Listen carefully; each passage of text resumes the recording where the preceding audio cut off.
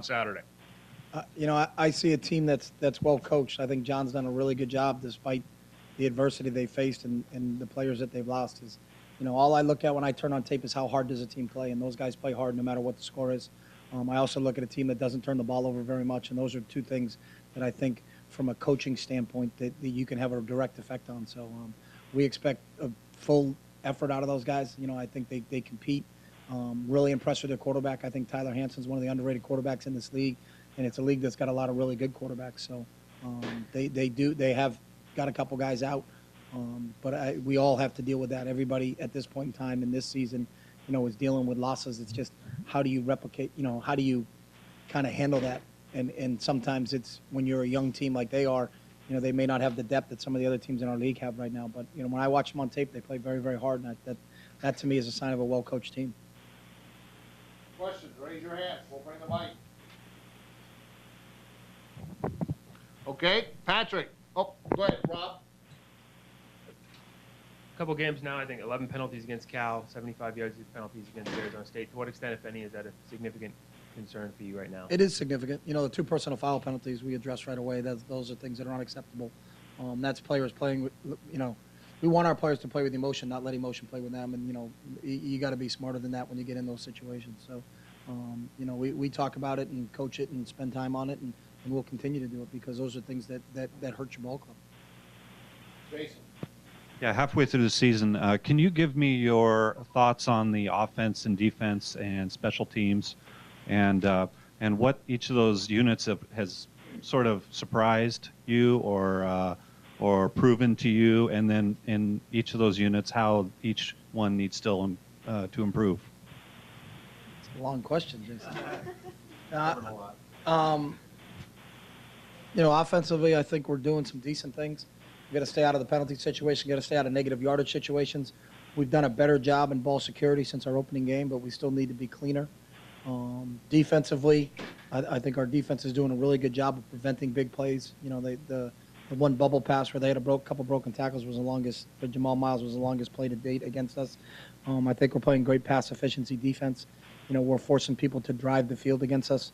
We got to do a better job sometimes on third downs of getting them off the field, though, and finishing off drives. And then I've been really pleased with our special teams. We second in the country, I think, or right up there in net punting. We're doing a great job in our coverage teams. I think we can do a better job in our return teams. Ken? Just a quick follow-up on Helfrich. Has he given you any special insight into playing in Colorado? Not really. I mean, we know that it's obviously we're going to play at an altitude, but there's nothing we can do about it. We're an anaerobic sport, not an aerobic sport. I think if we were going there for a cross-country meet, it would affect us a little bit more. But besides that, we haven't really talked about the area. And then he's 3 years removed, so there aren't many players that are left on the team that he's got a pretty good knowledge of. So, it's kind of normal game week for us. Yeah, he's told us that, to stay out of Ralphie's way. Okay, talk a bit about David Paulson and what he's meant to the offense the past 2-3 years. David's been, one of the top tight ends in this league. Obviously, was a first-team All-Pac-10 tight end last year. Very, very consistent in everything he does and how he practices and how he plays in the game. Truly selfless player. Doesn't care about getting any credit. Just loves playing. And really, everything you're looking for in a football player. Lindsay. Chip, I heard that Nate McMillan and some other Blazer people were at practice today. Is that true? And what were they doing? Just hanging out watching? They were reporting. They got media credentials and somehow snuck through the wall. I don't know how they got there. No, they came down just like Eric Spoelstra came down. Last week we had the Melbourne Storm from Australia, the national rugby team from Australia, and so we've had some different teams come in and visit. And we get a chance to kind of pick their brains, and they pick our brains. So, as Nate said, he's got a little bit of free time on his hands right now because there's a lockout. So. You talked about playing with emotion and not letting emotion play you. How do you coach that, and what do you tell the players about that sort of thing? There's a certain way to play the game, and that you have to play it between the whistles. Once the whistle's blown, those are the penalties that, are really unacceptable to us. They were both after the whistle plays, and those are things that we can't. You got to have poise out there, and you can't let yourself get rattled. And definitely, and I think it's the teams that can weather it and handle it the best are the ones that are successful. But there's a who's who of college football that's banged up right now. So it's, you know, and I think as a coach you understand that, and you know you have to manage that, and that's just what this game is about. That you're going to have to, injuries are going to come your way, and you're going to have to handle those. And if you have some depth, then you can, you know, persevere through it. So. You often talk, Chip, about each week being a Super Bowl, being the biggest game of the year, essentially. But in your mind, do you look at, and this was a team that was young, that had some uncertain areas, needed to develop, work in progress a little bit. Do you look at this team peaking in November? Our team? I hope not. Hope we play past November. You look toward the end of the season. I mean, when do you look for a team to peak, be playing its best? We look for our team to really peak every week, and that's what our deal is. It's a weekly basis, and we build from Monday, Tuesday, Wednesday, Thursday, Friday, Saturday, then peak, and then we got to replicate that and go back again. Because, you know, if your deal is let's peak in November and you don't do very well in September and October, then, you know, what are you peaking for? You know, trying to win 6 games and go to a bowl game. You know, that's not what our program's goals and aspirations are. So, you know, you better take each week like it is a Super Bowl, because the reality of college football right now is the regular season is the playoffs, you know, and if you lose a couple games, you're out of it. So, you know, you better peak each week. A play or plays this season that you've been most impressed with from Taylor Hart? I mean, he's been a rock for you guys since spring ball. He has been, you know, there's just his effort, you know, chasing down a screen pass in the Nevada game, you know, coming from about 15, 20 yards away and closing. He made another play like that in the Arizona State game. You know, you just kind of see glimpses and flashes of all of a sudden it's a play away, and then there's a big defensive lineman chasing it down from behind, and that's really he just plays with great effort all the time, and exactly what we preach. You know, everybody runs, and that's what you hear us always talking about on defense, and Taylor embodies that in terms of when he's out there. He's just how hard he's playing is the thing that impresses us as a coaching staff. The value he showed this past week, I think he played a little bit of end with Tony out. Yeah, he's played end in the other games too. It really just depends on, you know, how what they're calling and what part of the defense they're in. But he does lend some versatility because he can play inside and play outside. Last Saturday against Arizona State, I thought your offensive line did a good job of finding Vontaze Burfict. There was a hat on him all night long, it seemed like. How much of a factor was he in your game planning?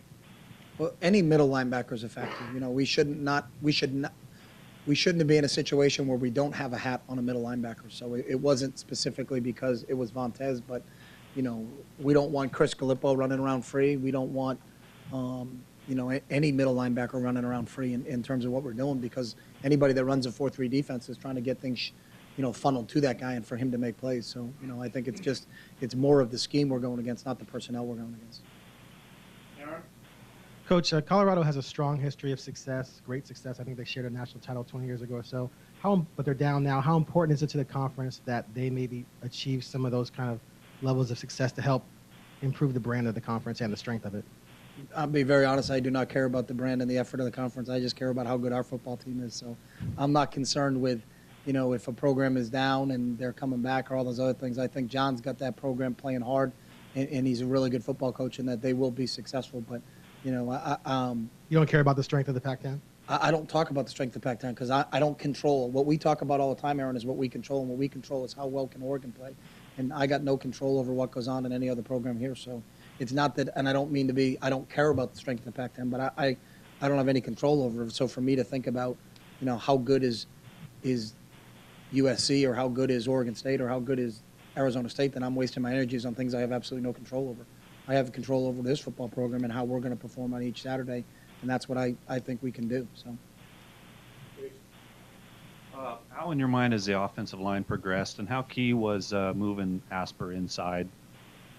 I think they've gotten better as the season's gone along, you know, and I don't know if it's key or not key. It's more of the development of Nick Cody, not the move of that. It's, you know, trying to get our best guys on the field, and Nick is really, you know, Nick's a kid that's really, really progressed for us and done a really nice job for us. And, you know, he's a little bit more natural at right tackle than he is as an inside guy. And Mark has played both positions. So, but I think they've gotten better as the season's gone along. You know, that was a real big question mark for us coming in, just because we lost 3 really good players in Thran and Holmes and Kaiser. So, you know, I think they've progressed as the season got along, but I hope they continue to progress.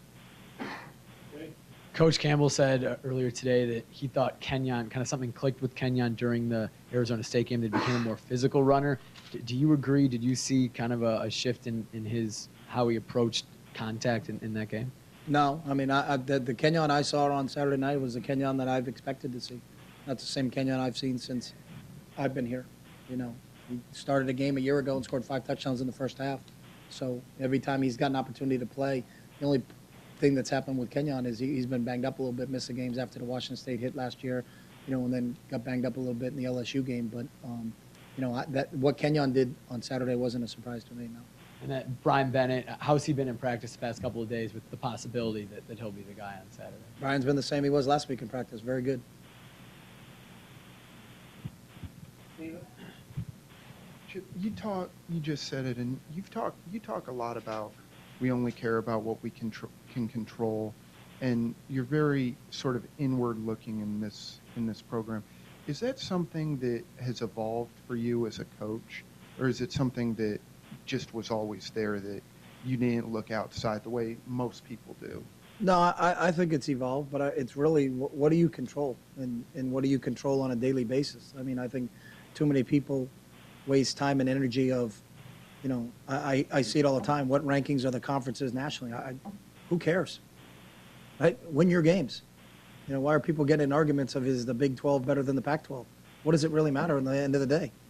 And the only thing you can control if you want to be involved in this thing is how well do you prepare? And if you prepare very well, you got a shot to play on Saturday, and that's it.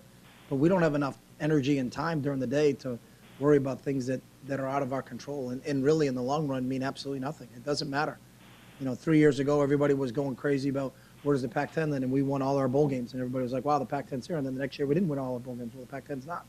I don't know. You know, I know what we deal with is what we deal with every day, and how do we prepare. And this team knows, you know, we're not always the most talented team that goes out there, but you're going to get a fight from us because of how we prepare, and our confidence is based on our preparation. And let's worry about the things we control. But, you know, sometimes it's like a dog chasing its tail. You're not going to catch it, so why do you really care about it? You know what I mean? Do you feel like that maybe starting out at New Hampshire at a small school, that mindset was easier to bring here?